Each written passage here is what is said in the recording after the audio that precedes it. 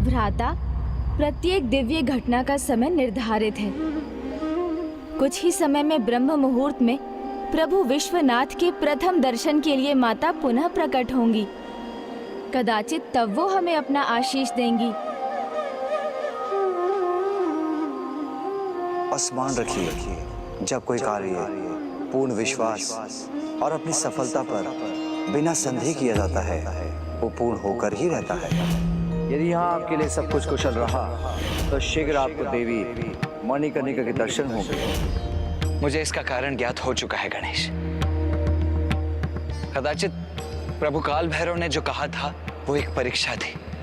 उन्होंने कहा था कि यदि सब कुछ उचित प्रकार से हुआ तो माँ हमें दर्शन देंगी, और उनके ऐसा कहने से मेरे मन में एक संदेह उत्पन्न हो गया था, और कदाचित इसी कारण से अब तक हमें माँ के दर्शन प्राप्त नहीं हुए।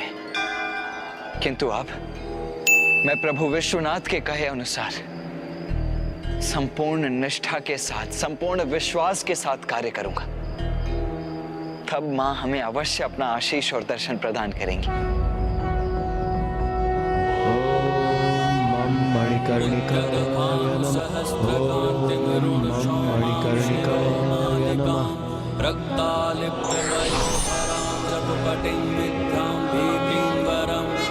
हस्ताब्जैर्धतिं त्रिनेत्रविलसद्वक्त्रां रविन्दश्रियं देवीं बद्धिमांशुरत्नमुकुटां वन्दे समन्विस्मिताम्।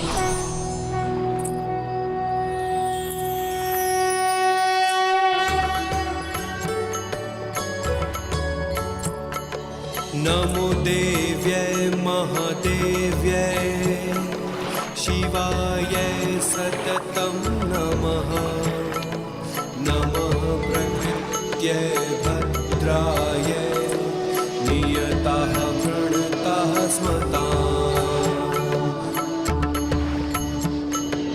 रौद्रायै नमो नित्यायै गौर्यै धात्रै नमो नमः। ज्योत्स्नायै चिन्दूरुपिण्ड्यै सुखायै सततं नमः।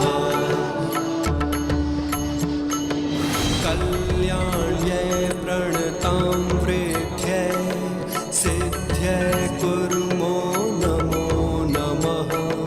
नैत्रेत्यै भुभृतां लक्ष्म्यै शर्वाण्यै ते नमो नमः। दुर्गायै दुर्गपालायै सारायै सर्वकारिण्यै ख्यात्यै तत्रैव कृष्णायै धूम्रायै सततं नमः।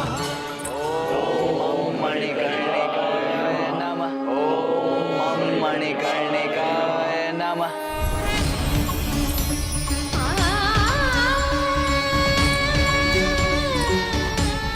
माता कृपा कर, अब तो हमें दर्शन प्रदान करेंगी ना? अवश्य देंगी देवराज। तनिक भी संदेह अपने मन में मत लाइए। संपूर्ण निष्ठा, पूर्ण विश्वास और भक्ति के साथ प्रार्थना कीजिए। माता फल अवश्य देंगी।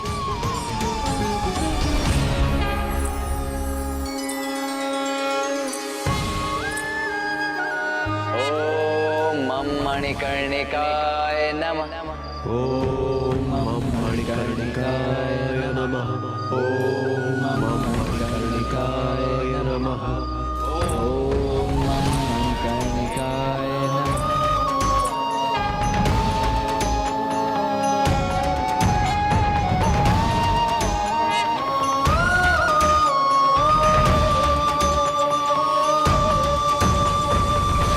प्रणाम माता। कल्याण हो पुत्र। माता, हमें दर्शन प्रदान करने के लिए आपको कोटि कोटि धन्यवाद। कोटि कोटि धन्यवाद। पुत्र, तुमने प्रभु की आरती की, कुंड में भक्तिपूर्ण स्नान तथा मंत्रों का जाप किया, जो करोड़ों पुण्य के समान है। मैं तो मात्र प्रभु की अनुमति की प्रतीक्षा में थी, क्योंकि ये उनकी इच्छा थी। कि तुम्हारे मन में पूर्ण विश्वास जागृत होने पर ही मैं तुम्हें दर्शन दूं। भ्राता, माँ मणिकर्णिका का आशीष आध्यात्मिक और वैवाहिक जीवन दोनों में विकास का कारण बनता है, इसलिए आप शीघ्रता कीजिए। हे माता, मुझे आशीष दीजिए कि मैं अपनी इस यात्रा को सफलतापूर्वक पूर्ण कर सकूं। अधर्मियों का विनाश कर धर्म की स्थापना करने में कृपा कर आप मेरा मार्गदर्शन कीजिए। पुत्र, तुम्हारी वास्तविक यात्रा तो अब यहीं से आरंभ होगी। मेरा आशीष तुम्हारे साथ है।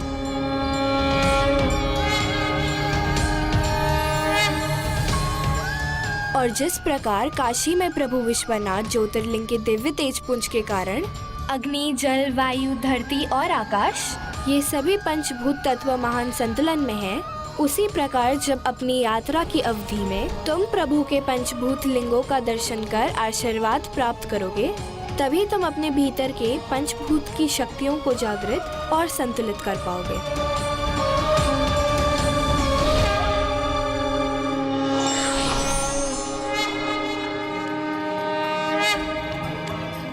पुत्र, मेरे देवी मणिकर्णिका स्वरूप से तुम्हें वो प्राप्त होगा जिससे तुम पशुपतास्त्र प्राप्त कर सकोगे।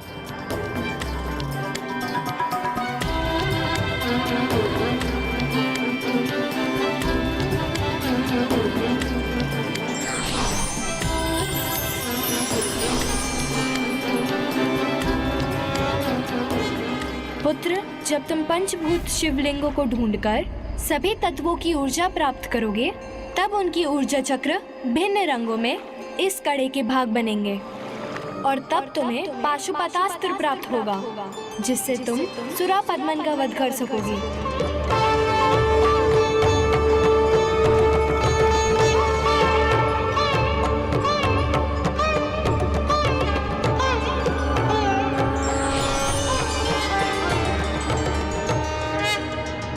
यात्रा के दूसरे पड़ाव और इस कथा से हमें यहाँ विवाह से संबंधित दूसरी सीख भी मिली कि संबंध में विश्वास और समर्पण से अधिक पवित्र कुछ नहीं होता। जिस प्रकार माता मणिकर्णिका प्रभु के दर्शन के लिए निरंतर प्रतीक्षा करती हैं और प्रभु महादेव बिना भूले अविलंब माता को दर्शन देते हैं, यही समर्पण और विश्वास का भाव विवाह में एक दूसरे को शक्ति देता है कर्तव्यों को निष्ठा पूर्वक करने का। जैसे प्रभु और माता दोनों मिलकर आत्माओं को मुक्ति और मोक्ष प्रदान करने का कार्य करते हैं, वैसे ही एक दंपत्ति एक उद्देश्य के प्रति समर्पित रहकर कार्य करे तो उसे प्रगति एवं समृद्धि प्राप्त होती है और असंभव भी संभव हो जाता है। कदाचित तुम उचित कह रहे हो अनुज। प्रतीत होता है विवाह के विषय में भ्राता का विचार धीरे धीरे परिवर्तित हो रहा है।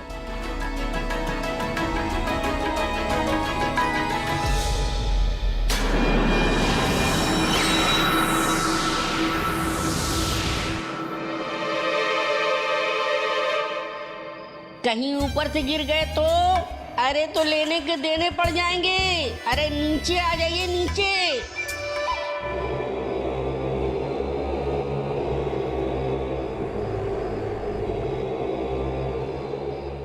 तो यह कड़ा था इस विलंब का कारण। और ध्यान से देखना होगा।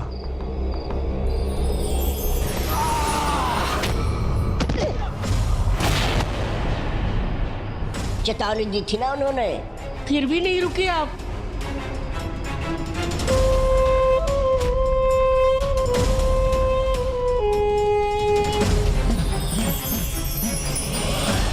इतनी अपार शक्ति ये भला किसकी हो सकती है? इसके हाथों में जो भी था उसे प्राप्त करना ही है मुझे। अब सर्वप्रथम मुझे पंचभूत शिवलिंग ढूंढने होंगे, तभी यहाँ से आगे की यात्रा पर आगे बढ़ सकूंगा। भ्राता के साथ मुझे भी पंचभूत शिवलिंग के दर्शन करने का सौभाग्य प्राप्त होगा और भ्राता को विवाह के लिए मनाने का एक और अवसर भी मिल जाएगा। मुझे अब आशा की किरण दिखाई दे रही है। माता का आशीष मेरे लिए सफलता का द्वार है।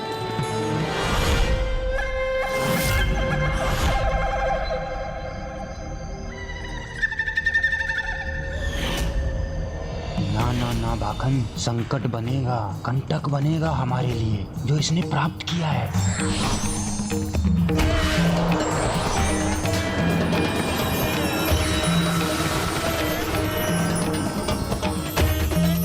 ये कैसा प्रकाश है जो मेरे लिए भी असह्य है।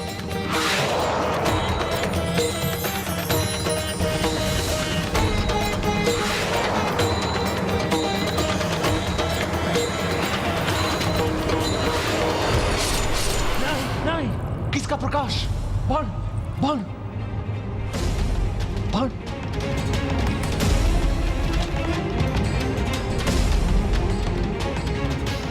स्वप्न हो या प्रत्यक्ष, मिटा दूंगा अपने शत्रु को मैं।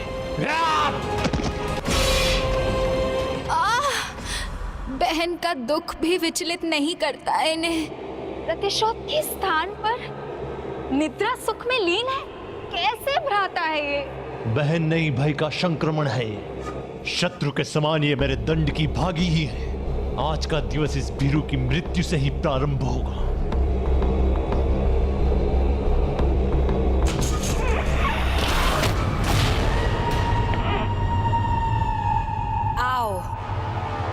भीतर आओ।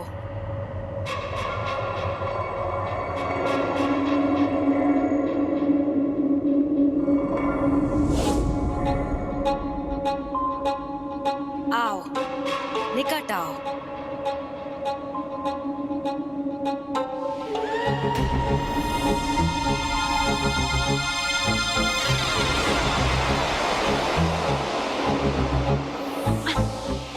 माता, मुझे इस कष्ट से मुक्ति दिलाइए, अन्यथा मुझे ही मुक्ति दे दीजिए।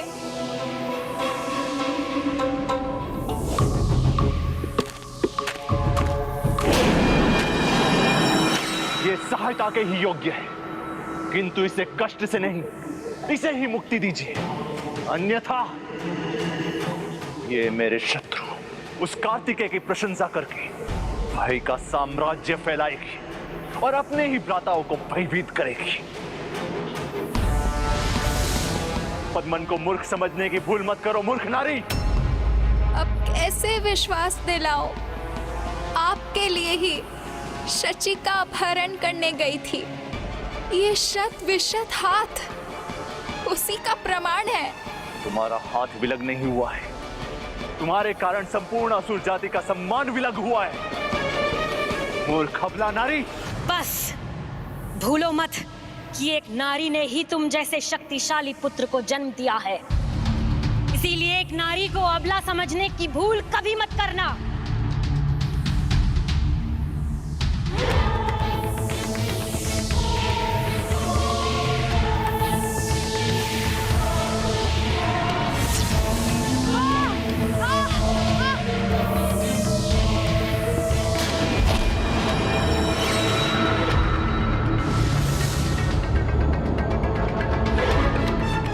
और तुम्हें भी स्मरण रहे, कभी भी मेरे पुत्र और असुरों के सम्राट सुरा पद्मन से बिना पूछे कहीं जाने का विचार भी मत करना।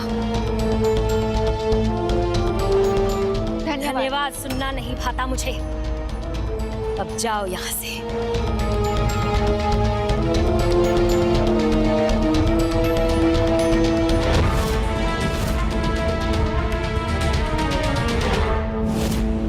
सुरा पद्मन, असुरों के सम्राट, अजामुखी क्या किसी भी नारी के शब्दों से भयभीत नहीं हो सकता। वो भय जो तुम्हारे मन में समाया है, तुम्हारे मन की ही उपज है। मेरे मन की उपज? अपनी शक्ति, अपनी सेना में वृद्धि करो और उस भय पर विजय पाओ, इससे पहले कि वो तुम्हें पराजित कर दे।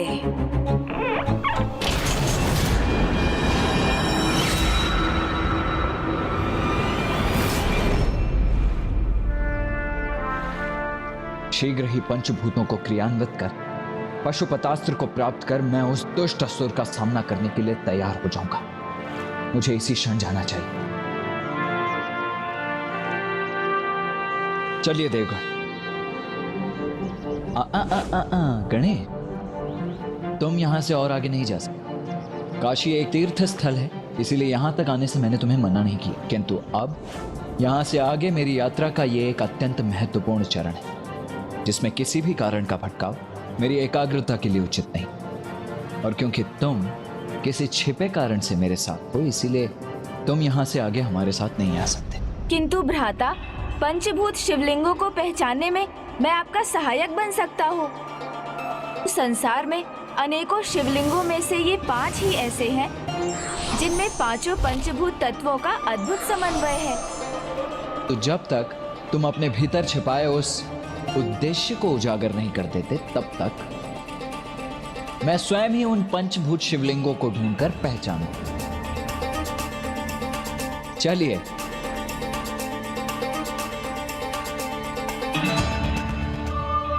भ्राता, मुझे आपसे कुछ नहीं छिपाना है, सब कुछ बताना है, किंतु धीरे धीरे, अन्यथा सब कुछ समझे और जाने बिना आप विवाह के लिए मना कर देंगे।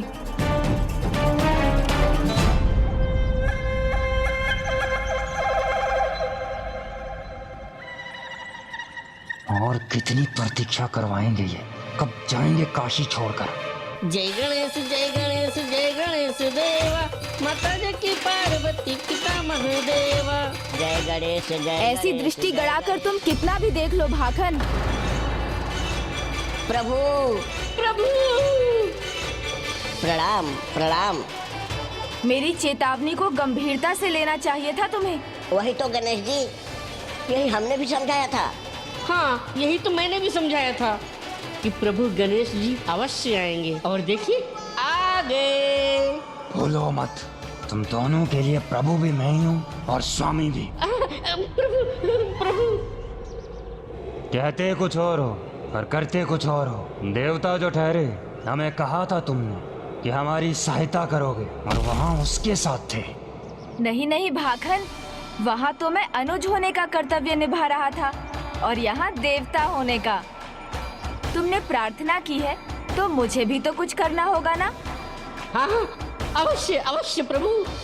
हाँ, करना तो चाहिए, अवश्य करना चाहिए। तो प्रमाणित कीजिए उनकी यात्रा का आशय हम पर उजागर करके हमारी सहायता करने आए हैं। और हाँ, ये भी बताइए कि कुमार कार्तिकेय के हाथ में वो कड़ा कैसा था?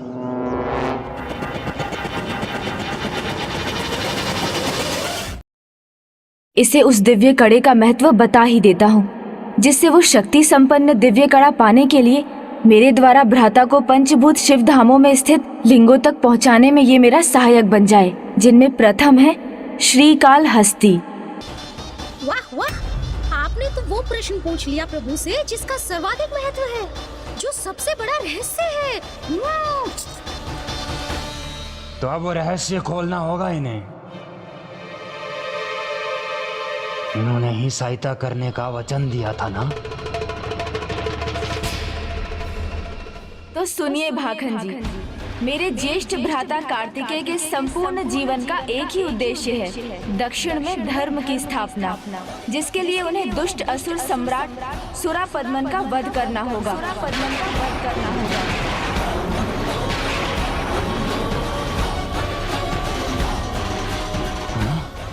असुर सम्राट का वध? सफलता पूर्वक इस यात्रा को संपन्न करने पर उन्हें वो अजय अस्त्र मिलेगा जिससे वो उस अति शक्तिशाली, अति संकटकारी, अति भयंकर अत्याचारी सुरापद्मन का वध करेंगे। असुर सम्राट का वध कैसे कैसे करेंगे तुम्हारे ज्येष्ठ भ्राता? वो ऐसे होगा भाखन कि जो कड़ा उन्हें काशी में मिला उसे वो विशिष्ट शक्तियों के साथ पूर्ण करेंगे। इतना शक्तिशाली कड़ा? तब सर्वप्रथम इस कड़े पर ही अपना अधिकार स्थापित करूंगा मैं।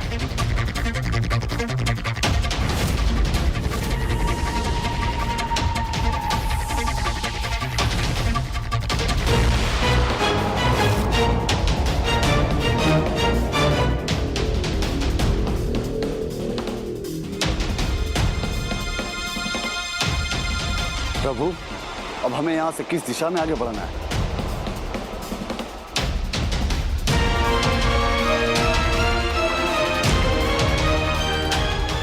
कदाचित ये मेरी ही प्रतीक्षा में है।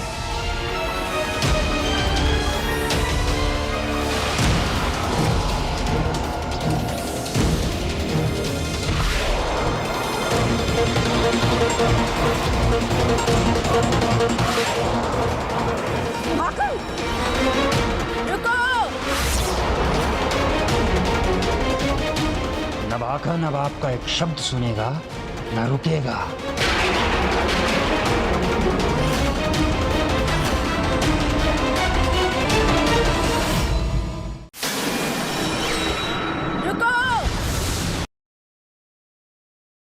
नवाका नवाब का एक शब्द सुनेगा न रुकेगा। जाओ प्राप्त कर लो उस कड़े को, किंतु अधूरे कड़े को सुरा पद्मन तक पहुंचाकर क्या लाभ होगा? अधूरा कड़ा? हाँ, अधूरा। पहले उस कड़े को पूर्ण तो होने दो। उसमें ब्रह्मांड के सभी पंचभूतों की शक्तियां समाहित होंगी और वो महान पाशुपतास्त्र को जागृत करने में समर्थ होगा। ये बात समझो, क्योंकि जिसके नियंत्रण में पाशुपतास्त्र रहेगा विजय उसी की होगी। कार्तिकेय की सभी सूचनाओं के साथ यदि मैं असुर सम्राट सुरा पद्मन को यह कड़ा भी दे दूं तो वो अत्यंत प्रसन्न होंगे।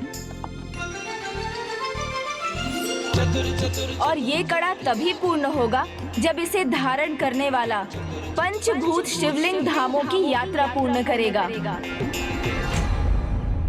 देवराज, वीरबाहु, आप में से किसी को तो पंचभूत शिवलिंग धामों का ज्ञान होगा। कुमार कार्तिकेय, यदि हमने उनके दर्शन किए भी तब भी हम उन्हें पहचान नहीं पाएंगे, क्योंकि इस संसार में कोई भी शिवलिंग पंचभूत शिवलिंग के नाम से विख्यात नहीं है। हाँ, कदाचित इस यात्रा का एक उद्देश्य ये भी हो सकता है, आपके द्वारा इस समस्त जगत के समक्ष पंचभूत शिवलिंग भी आ जाएंगे। पंचभूत शिवलिंग ये क्या होती है? क्या होता है? पंचभूत शिवलिंग दिखने में तो साधारण शिवलिंग के समान ही होते हैं, परंतु उनमें असाधारण शक्तियां होती हैं। उनके दर्शन बहुतों ने किए हैं, उनकी कथाएं भी बहुतों ने सुनी हैं, किंतु बहुत कम ऐसे हैं जिन्हें पता है कि कौन सा शिवलिंग किस पंचभूत तत्व का प्रतिनिधित्व करता है। किंतु किसी को तो उनका ज्ञान होगा। पंचभूतों में अग्नि, जल, वायु को लेकर अग्निदेव, वरुण देव, वायुदेव अवश्य कोई संकेत दे पाते, किंतु दुर्भाग्यवश उस दुष्ट सुरापद्म ने उनका हरण कर लिया है। तो अब ऐसा कौन है जो हमारा मार्गदर्शन कर सकता है? वो जो सबका मार्गदर्शन करते हैं, जो स्वयं में बुद्धि स्वरूप हैं, जो प्रथम पूज्य विघ्नहर्ता है, वो ही हमारा मार्गदर्शन कर सकते हैं। महादेव पुत्र पार्वती नंदन, प्रथम पूज्य गणेश, प्रथम पूज्य गणेश, प्रथम पूज्य गणेश।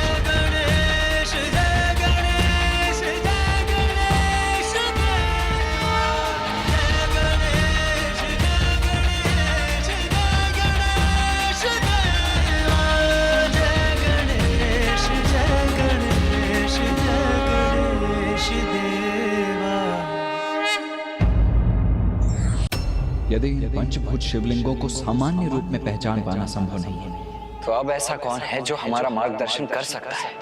वो जो सबका मार्गदर्शन करते हैं, जो स्वयं में बुद्धि स्वरूप हैं, जो प्रथम पूज्य विघ्नहर्ता है, वो ही हमारा मार्गदर्शन कर सकते हैं। महादेव पुत्र पार्वती नंदन, प्रथम पूज्य गणेश जी, प्रथम पूज्य गणेश, प्रथम पूज्य गणेश।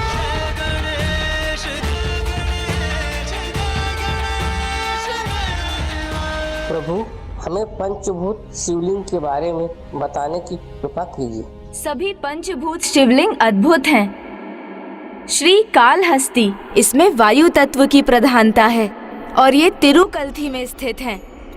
शिव कांची पृथ्वी एकांबरेश्वर लिंग, इस लिंग में पृथ्वी तत्व की प्रधानता है और ये कांचीपुरम में स्थित हैं। अरुणाचलेश्वर अग्निलिंग, जिसमें कि अग्नि तत्व की प्रधानता है, ये लिंग तिरुवन्नामलई में स्थित हैं। चिदम्बरम आकाश थिल्लाई नटराज लिंग, इसमें आकाश तत्व प्रधान है और ये चिदम्बरम में स्थित हैं। और तिरुचिरापल्ली अप्पू अथवा जल जम्बुकेश्वर लिंग, जो कि जल तत्व की प्रधानता वाला लिंग है, ये लिंग तिरुचि में स्थित हैं।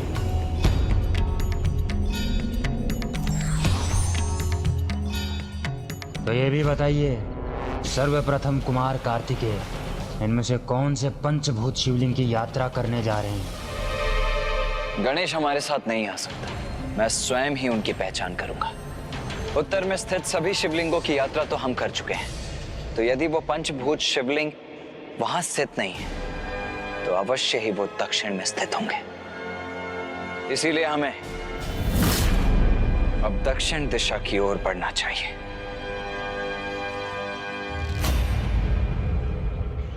भ्राता, आपने उचित पथ का चुनाव किया है। मैं प्रथम पंचभूत शिवलिंग के निकट पहुंचने में आपकी सहायता करूंगा।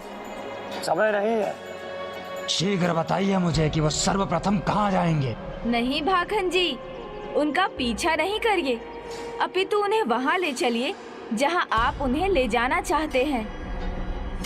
क्यों? हम क्यों ले जाएं? ये कैसा प्रश्न है? उनकी सफलता में ही तो आपकी भी सफलता छुपी है। उनका कड़ा पूर्ण नहीं हुआ कि आपका उद्देश्य भी पूर्ण हो जाएगा। फिर असुर सम्राट का पुरस्कार आपके हाथों में होगा। क्यों, सत्य कहा ना मैंने?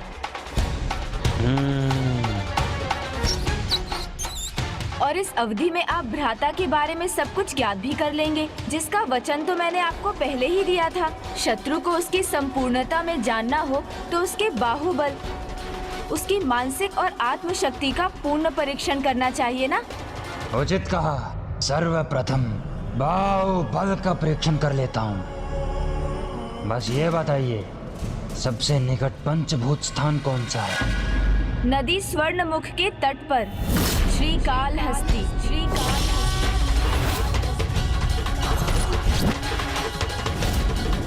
श्रीकालहस्ती। मैंने अपना वचन निभा दिया, तो अब मुझसे और किसी सहायता की आशा मत करना। चलिए मूषक जी। जी प्रभु।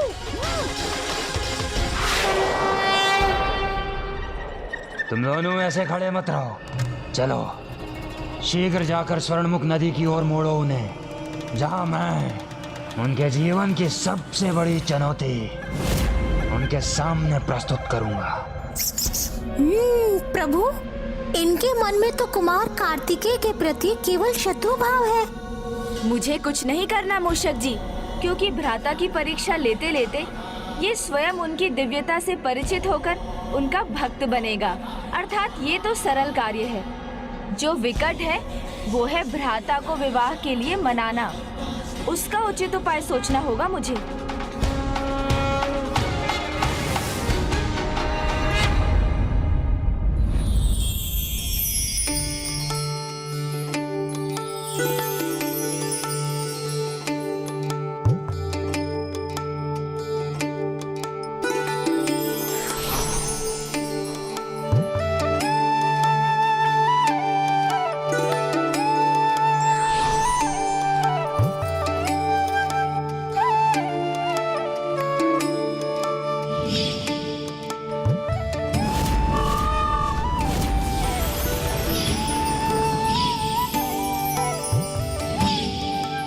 ये आपके भूत और भविष्य दोनों का संकेत है, जो आप पर शीघ्र उजागर होगा देवी। मैं आप दोनों को एक वचन देता हूँ कि आपके अगले जन्म में जब सभी परिस्थितियां उचित होंगी, मैं आप दोनों से विवाह अवश्य करूंगा।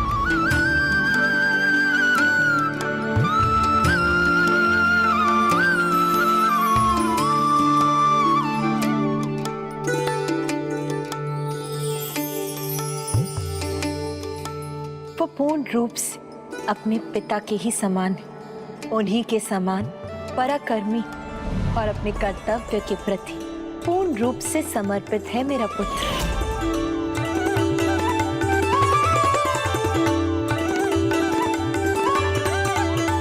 अपने पिता के समान अपने मस्तक पर त्रिपुर धारण करता है वो। उसके नेत्र भी अपने पिता के समान दिव्य और तेजपूर्ण है।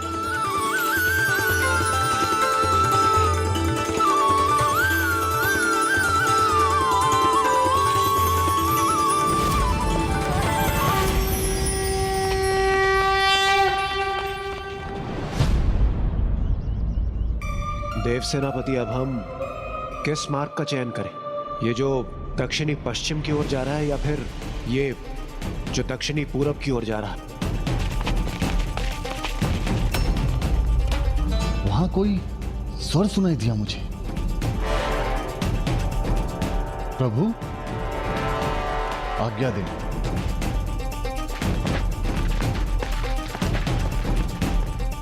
प्रथम पंचभूत स्थान इसी दिशा में है, हमें शीघ्रता करनी चाहिए।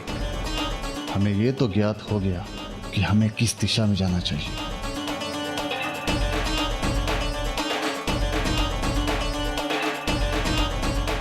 क्षमा करें प्रभु, किंतु कदाचित ये मार्ग अधिक उत्तम होगा। हे स्वामीनाथा, मैंने अभी कुछ ऋषि मुनियों को उस दिशा में जाते देखा था। और हाँ, वो कह रहे थे कि वो पंचभूत की दिशा में गए हैं। तो अवश्य वो स्थान उसी दिशा में होगा। हमें शीघ्र नीचे की ओर बढ़ना चाहिए। उचित है, आइए।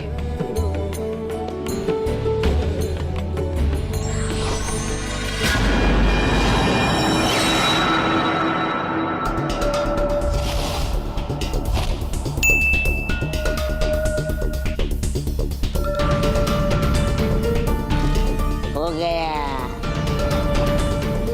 हमारा कार्य सफल हो गया। प्रभु, ये दोनों इतना करने में तो सफल हुए। उनके स्वर्णमुख नदी के तट पर पहुंचने पर शेष कार्य तो आपको करना है मूषक जी। मुझे प्रभु? जब भ्राता भाखन के कारण वहां पहुंचने जा रहे हैं, तब आप मुझे भी शीघ्र श्रीकाल हस्ती ले चलिए। जी प्रभु।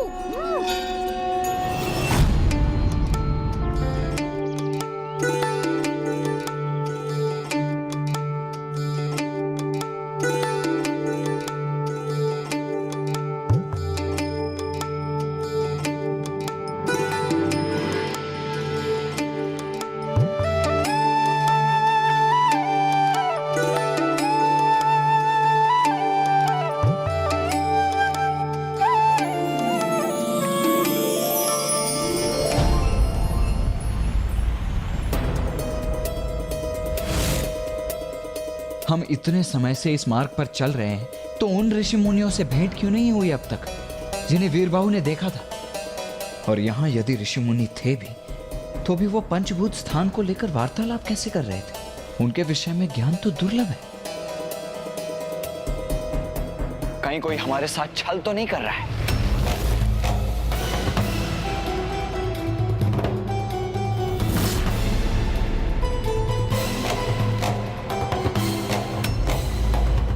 कोई हम पर दृष्टि रख रहा है। तुमने देखा होगा वो। नहीं, मैं तो स्थिर था, तुम पर दृष्टि गई होगी। मुझे फुसफुसाहट सुनाई दे रही है।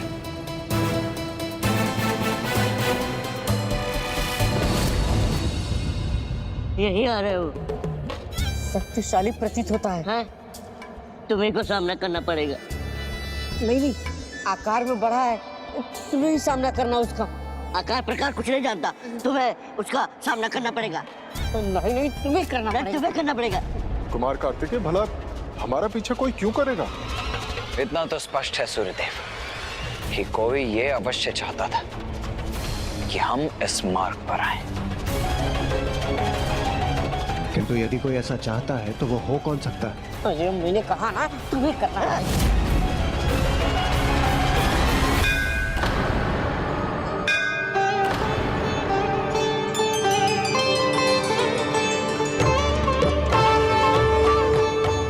अपने देव स्थान के मार्ग से भटक जाता है, तो मंदिर का घंटा अपनी ध्वनि से उसका मार्गदर्शन करता है। गणेश,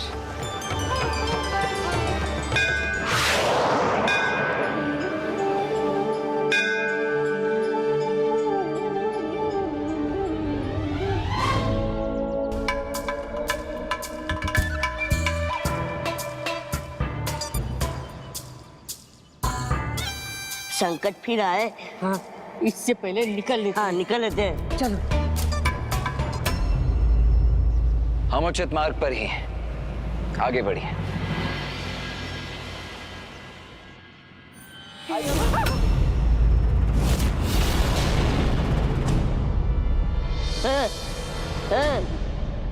उचित कहा प्रभु आपने, हमारे पीछे कोई था।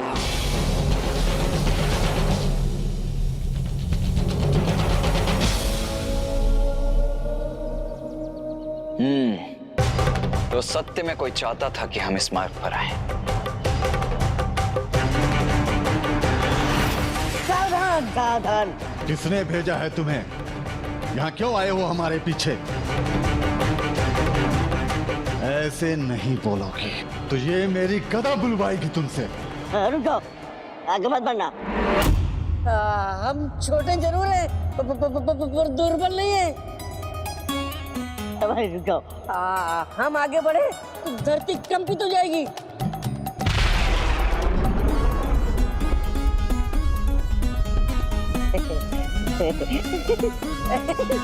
सेरन, धरती कंपित हो गई।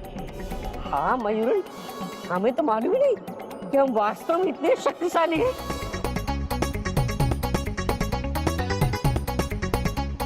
हम हाथ भी हिला देना तो बवंडर आ जाता है।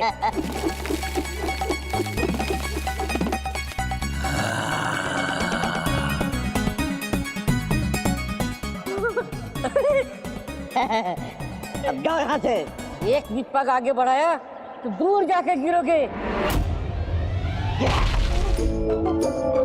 अरे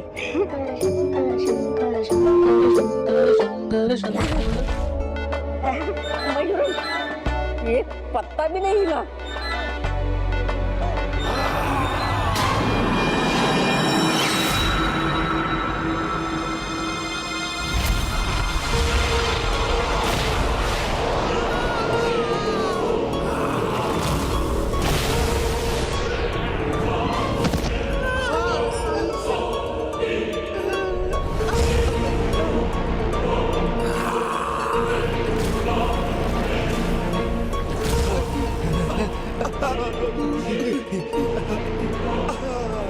अब इसका सामना करना होगा कार्तिकेय, तभी आगे बढ़ पाओगे तुम। अभी अभी तो घंटियों का स्वर सुनाई दिया था हमें, अब अचानक से ये दुष्ट असुर कहां से उत्पन्न हो गया? बाहुबली कार्तिकेय का सामना मेरा बलशाली असुर करेगा, शक्त बाहु। तभी मिलेगा उसके बाहुबल का परिचय। प्रभु, ये जो है शत्रु है, उस पर मुझे आघात करने का आज्ञा दीजिए।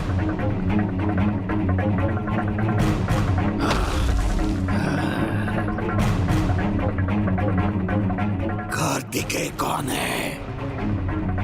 सुना है बहुत बलशाली है, साहस है तो आगे आए और सामना करे शक्त बाहु का।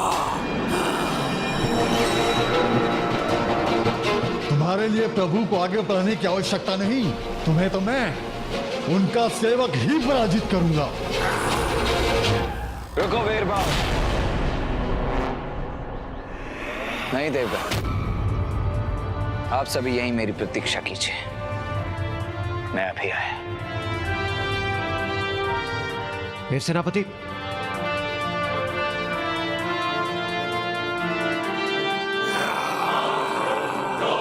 इसने मुझे चुनौती दी है, इसीलिए इसका सामना भी मुझे ही करना होगा।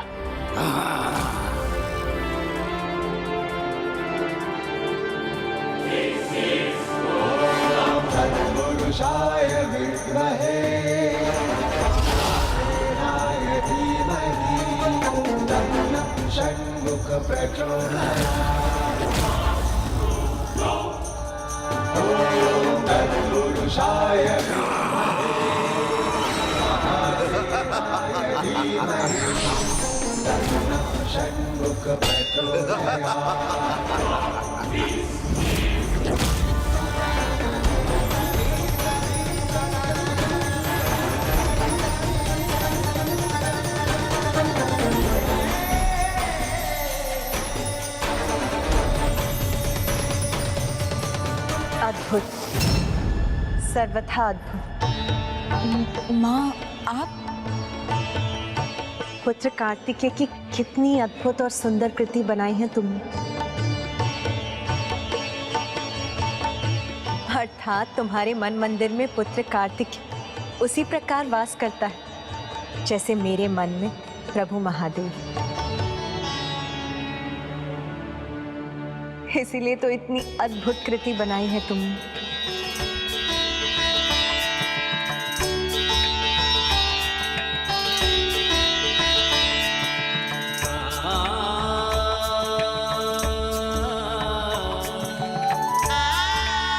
सदा खुश रहो पुत्र।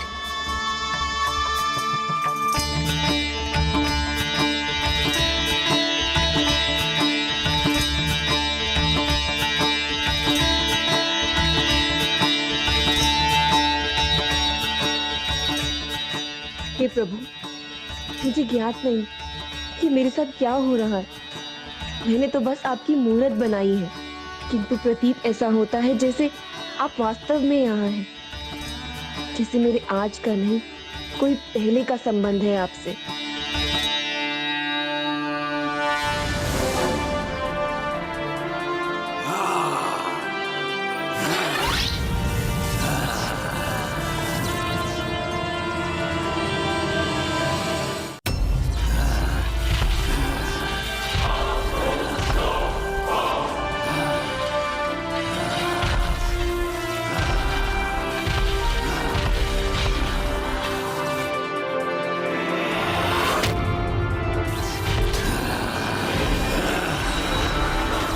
युद्ध करना चाहते थे ना मुझसे, तो आओ करो युद्ध। युद्ध नहीं, मात्र एक प्रहर पर्याप्त है तुम्हारे लिए।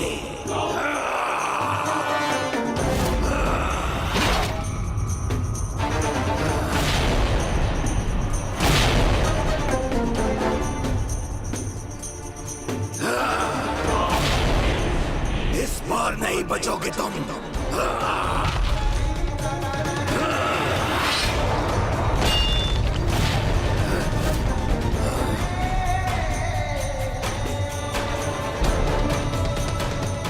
अब तुम्हारा भाग्य भी तुम्हारी रक्षा नहीं कर सकेगा।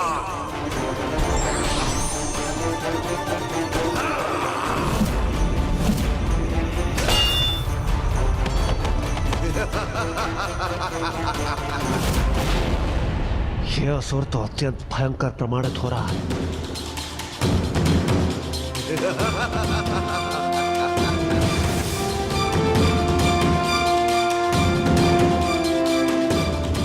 मुझे ज्ञात है प्रभु, आप देवताओं को उनके संकट से, मेरे भ्राता जयंत को दुष्ट असुरों से मुक्त कराने अनेकों संकटों का, दुष्ट असुरों का सामना निर्भयता से कर रहे होंगे।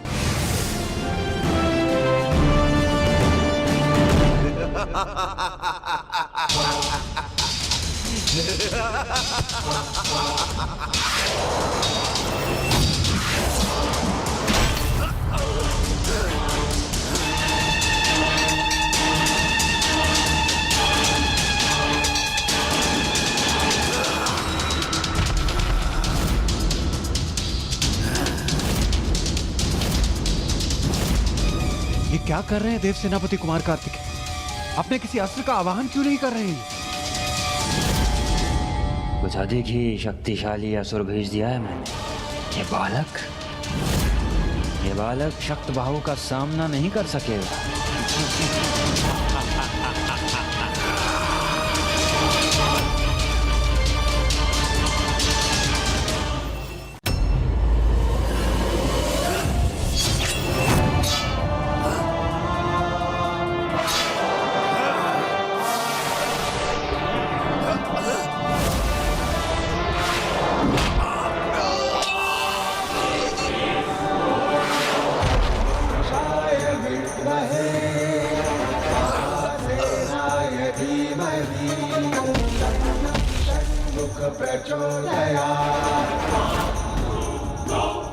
प्रभु स्वामीनाथ की जय। प्रभु स्वामीनाथ की जय। देव सेनापति कुमार कार्तिकेय की जय।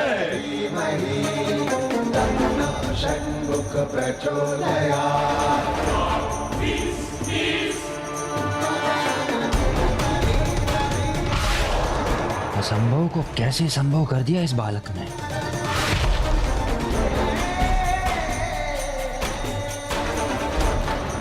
आप जो भी कर रहे हैं उसमें मैं आपका ध्यान नहीं भटकाना चाहती, किंतु मेरे मन में तो बस आप ही आप हैं, कोई और विचार ही नहीं है।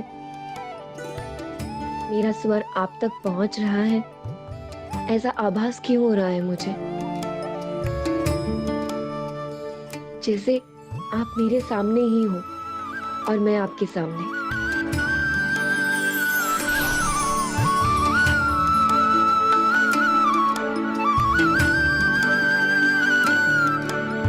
स्वामी आप?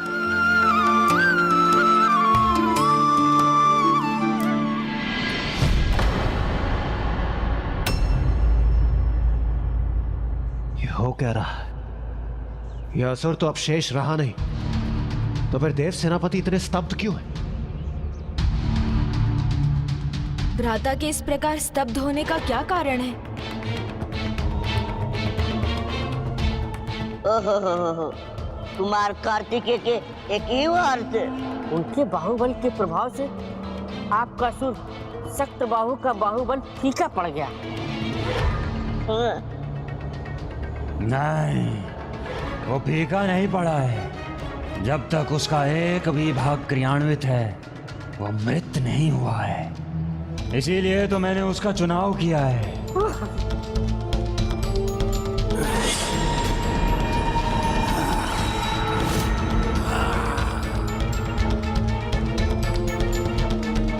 ये असुर तो पुनर्जीवित हो गया और देव सेनापति इस अवस्था में।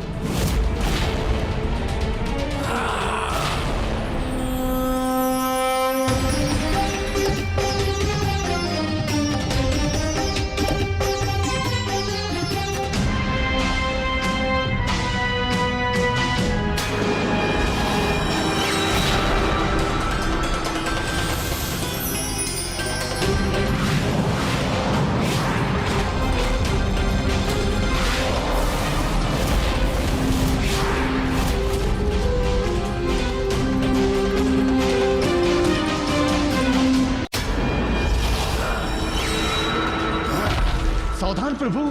सावधान स्वामीनाथा।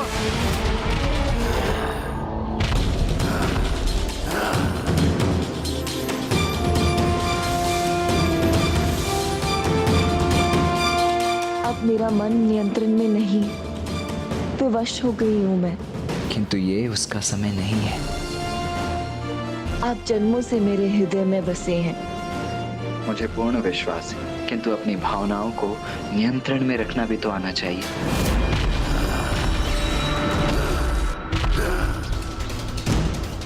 भ्राता कुछ कीजिए। जय सेनापति। कुमार कार्तिकेय, अपनी स्तब्ध अवस्था से बाहर आइए। कुछ कीजिए प्रभु।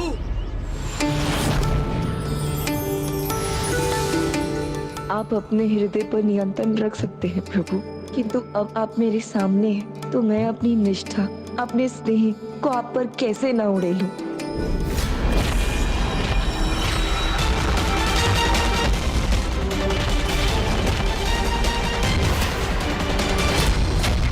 तुम्हारे स्नेह और निष्ठा का मैं सम्मान करता हूँ, किंतु मेरे लिए मेरा कर्तव्य सर्वोपरि है और मुझे असुरों का विनाश करना है। अपने इस कार्य को मुझे पूर्ण एकाग्रता से संपन्न करना होगा।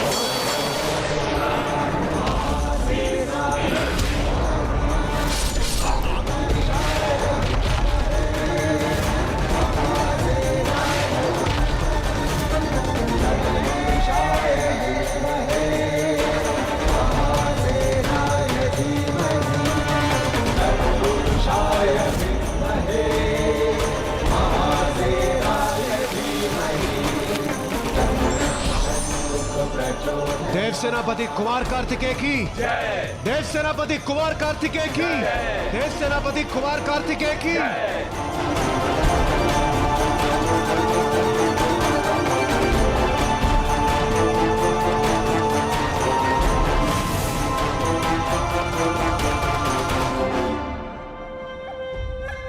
शक्त बाहु जैसा योद्धा इस बालक के सामने दुर्बल पड़ गया।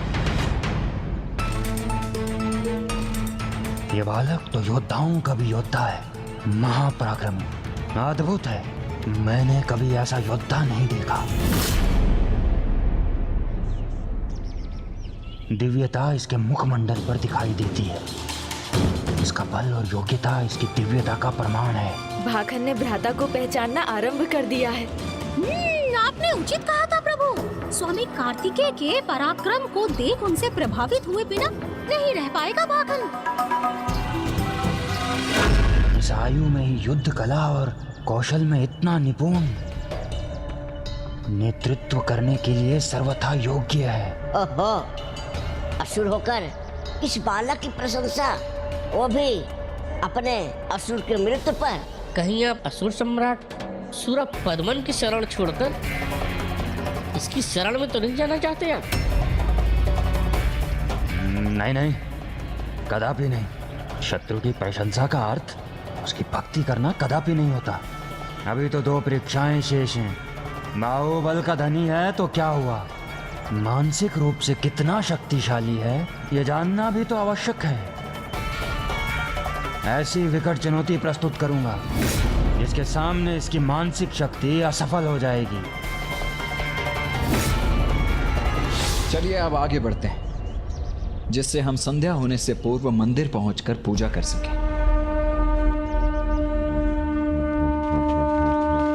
मूषक जी चलिए, हमें इनसे आगे वहां पहुंचना होगा।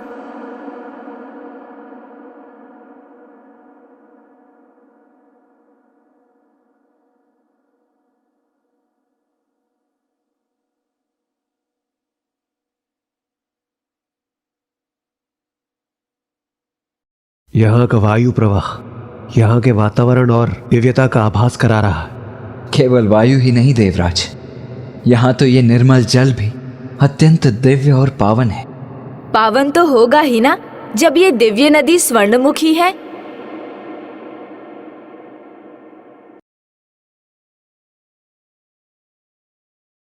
भ्राता, प्रभु के दर्शन के पहले दिव्य नदी स्वर्णमुखी की पावन जलधारा में स्नान कर लीजिए। इस जल को स्वयं ऋषि अगस्त्य यहाँ लाए थे। ऋषि अगस्त्य यहाँ लाए थे अर्थात? एक बार ऋषिवर के मार्ग में यह स्थान पड़ा तो उन्हें यहाँ दिव्यता का, स्वयं शिव का आभास हुआ। तो उनकी इच्छा हुई कि वो प्रभु महादेव का अभिषेक करें, किंतु यहाँ सूखा था और जल का कोई स्रोत ना था। प्रभु, जल के बिना आपका जलाभिषेक कैसे करूं? किंतु ऋषिवर इस कमी को दूर करने के लिए प्रभु ब्रह्मदेव की तपस्या में लीन हो गए।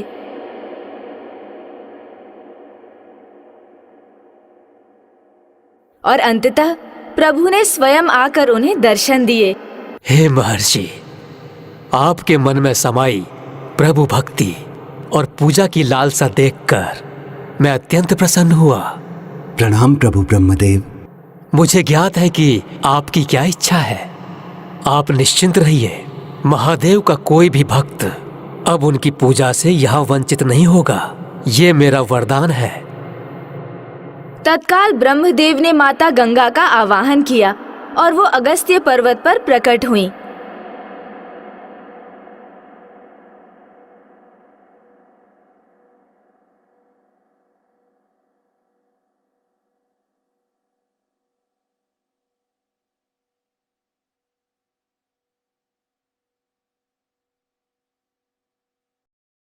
अब जब गंगा तुल्य नदी यहाँ अवतरित हुई है तो उसके तट पर अनेकों तीर्थ स्थल और मंदिर स्थित होंगे।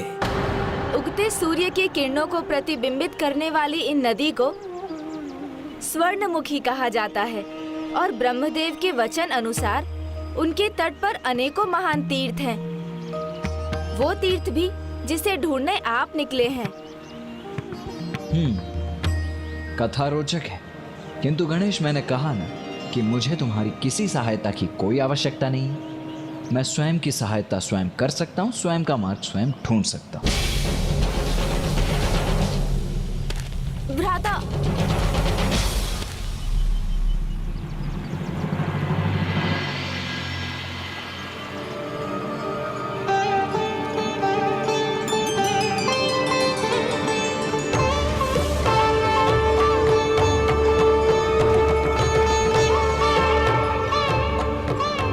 मुझे तो यहाँ कोई शिवधाम अथवा मंदिर दिखाई नहीं दे रहा है। किंतु मंदिर की घंटियों का स्वर तो इसी दिशा से सुनाई दिया था। यदि मंदिर यहाँ नहीं है तो फिर कहाँ है? जब मुझे मंदिर के घंटों की ध्वनि सुनाई दी थी तो मुझे मंदिर की झलक भी दिखाई दी थी। मेरे विचार से थोड़ा आगे जाने पर ही हमें कुछ स्पष्ट हो पाएगा, इसीलिए हमें नदी के साथ आगे बढ़ना चाहिए। उचित है देव सेनापति, किंतु हम किस दिशा में आगे बढ़े? दाईं ओर या फिर बाईं ओर? भ्राता दुविधा में है तो मुझे उनकी सहायता करनी चाहिए। मैं जानता हूँ गणेश, तुम मेरी सहायता के लिए तत्पर, किंतु मैं ये कार्य स्वयं करना चाहता हूँ। देवराज, मेरे विचार से हमें इसी दिशा में जाना चाहिए। आइए। प्रभु, स्वामी कार्तिकेय तो उचित दिशा में नहीं जा रहे हैं। कुछ कीजिए प्रभु। ओह, सूझ गया उपाय। मूषक जी, कभी कभी हम प्रभु महादेव को यहाँ वहाँ ढूंढते रहते हैं, किंतु सत्य तो ये है कि प्रभु के 8 प्रमुख स्थान हैं, फिर भी वो सर्वत्र हैं। 8 स्थान पर रहकर सर्वत्र रहते हैं प्रभु, वो कैसे? और वो 8 स्थान कौन से हैं? गणेश जी, क्या आपका अर्थ 8 दिशाओं से है? तो क्या अष्ट धातु? यदि ये भी नहीं है तो तुम स्वयं ही क्यों नहीं बता देते गणेश? प्रभु महादेव ने अपने 8 रूपों में 8 स्थानों पर अपना निवास स्थापित किया। प्रथम 5 थे पंचभूत, अर्थात वायु, जल, अग्नि, पृथ्वी और आकाश।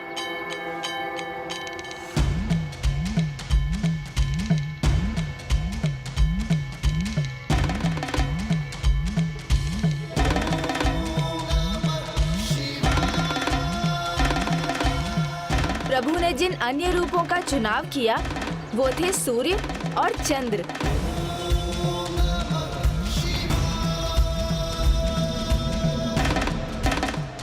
और 8वें थे पशु, अर्थात सृष्टि के सभी जीव।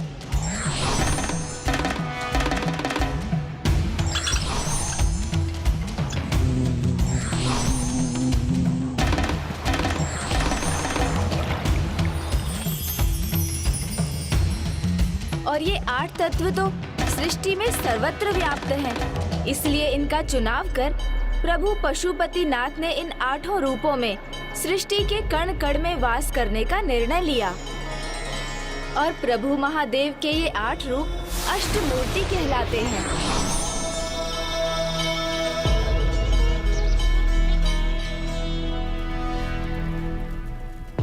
इन अष्ट रूपों में से प्रभु महादेव ने इस नदी के तट पर वायु रूप में प्रकट होने का निर्णय लिया।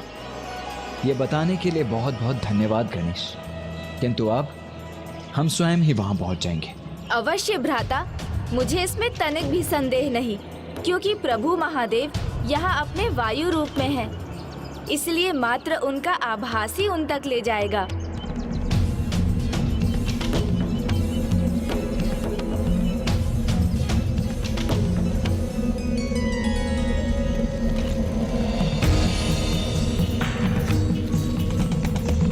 वायु तो चारों ओर से आ रही है, किंतु ये पत्र वायु प्रवाह की विपरीत दिशा में बह रहे हैं।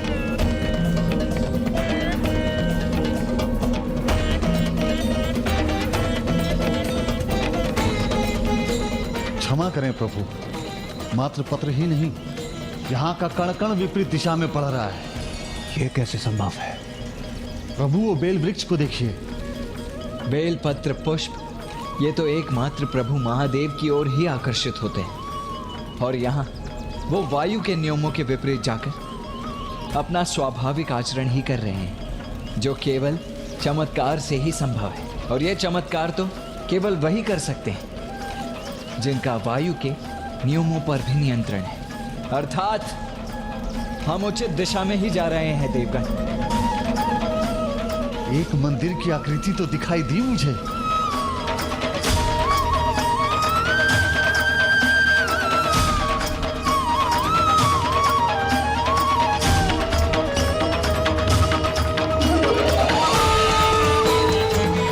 वायु जो हमें मार्ग दिखा रही है दिव्य है, क्योंकि प्रभु ने स्वयं वायुदेव की तपस्या के परिणाम स्वरूप अपना वायु रूप धारण किया था। ओम नमः शिवाय। ओम नमः शिवाय। वो अपने तप में इतने लीन हो गए, उनका तप इतना शक्तिशाली और प्रचंड हो गया कि संपूर्ण सृष्टि पर उसका प्रभाव पड़ने लगा और चारों दिशाओं में एक बवंडर की स्थिति उत्पन्न हो गई।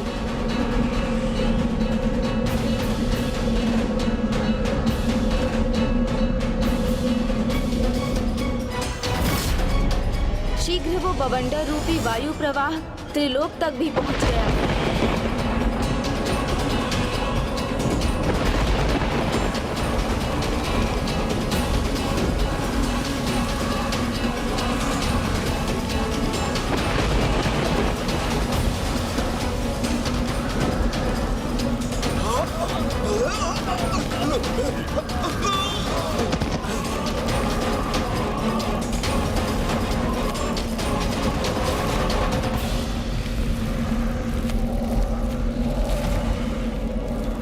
कैलाश में इस प्रकार के बवंडर का भला क्या अर्थ है?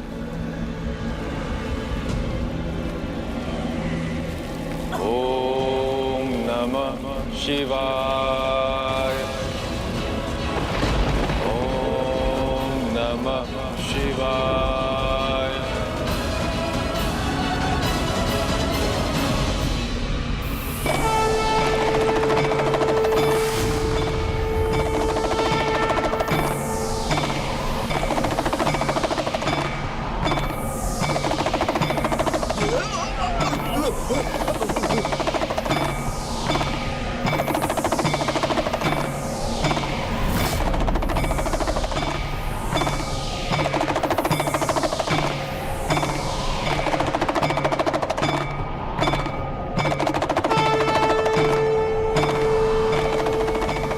प्रभु महादेव, ये आप ही की कृपा है जिससे ये बवंडर नियंत्रित हुआ है।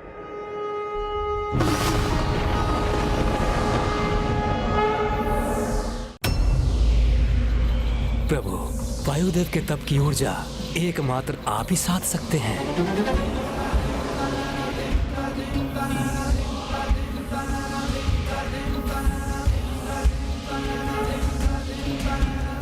कृपा कीजिए प्रभु। प्रभु महादेव ने उस संपूर्ण वायु तत्व को अपने भीतर समाहित कर नियंत्रित कर लिया और वायु से उत्पन्न उस बवंडर को साध कर प्रभु ने स्वयं को भी परिवर्तित कर लिया और वायु मूर्ति रूप में वायुदेव को दर्शन दिए।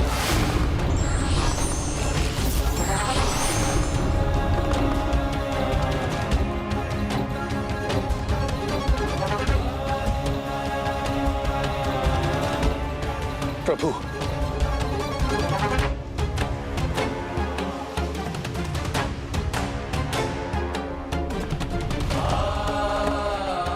प्रणाम प्रभु।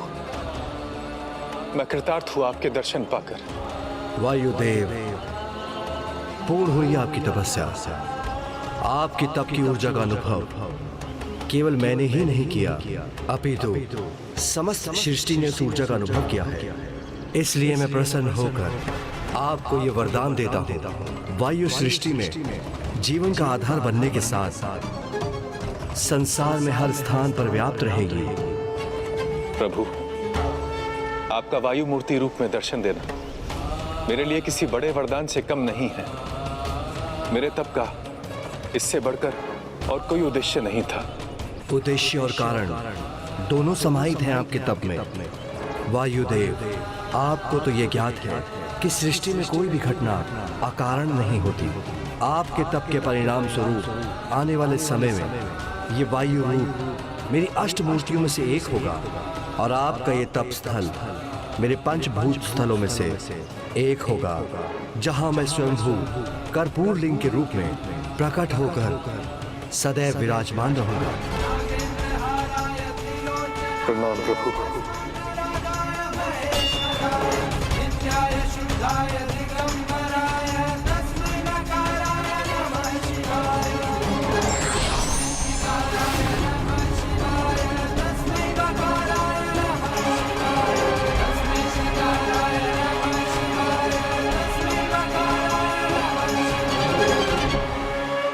उस दिन से प्रभु महादेव अपने वायुभूत लिंगम रूप में यहाँ पूजे जाते हैं और फिर ये स्थान श्री कालहस्ती के नाम से विख्यात हुआ।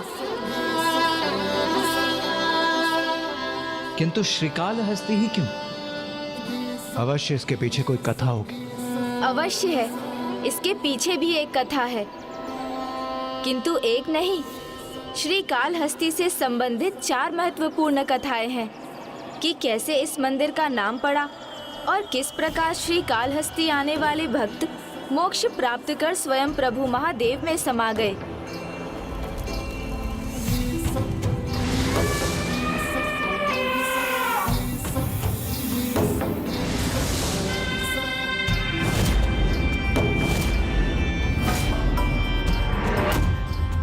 तो वो कथाएं सुनाइए ना प्रभु। श्री कालहस्तेश्वर प्रभु का ये नाम उनके तीनों भक्तों की अगाध भक्ति के कारण पड़ा है। प्रभु के ऐसे महान भक्त अवश्य कोई महर्षि ही रहे होंगे। नहीं, महर्षि नहीं थे तो क्या वो असुर थे? वो मंदिर वन के मध्य में है, तो संभवतः वो तीनों भील या आखेटक होंगे।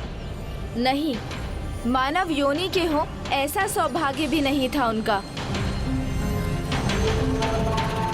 बालक है तो बालक की भांति कथाएं सुनने दो इसे गणेश से। मैं तो अपना दूसरा अस्त्र क्रियान्वित करता हूँ उसके विरुद्ध। अस्त्र? कैसा अस्त्र?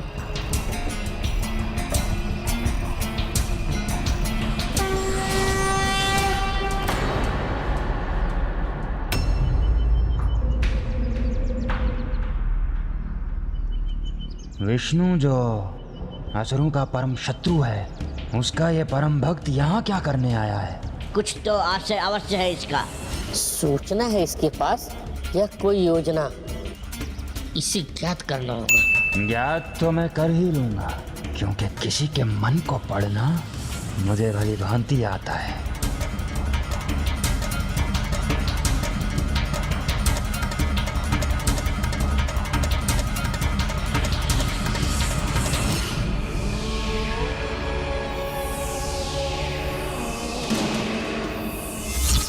जो देवता बंदी नहीं है वो देव सेनापति कुमार कार्तिकेय के साथ एक विशेष यात्रा पर है, जिसके अंत में एक भीषण युद्ध होगा।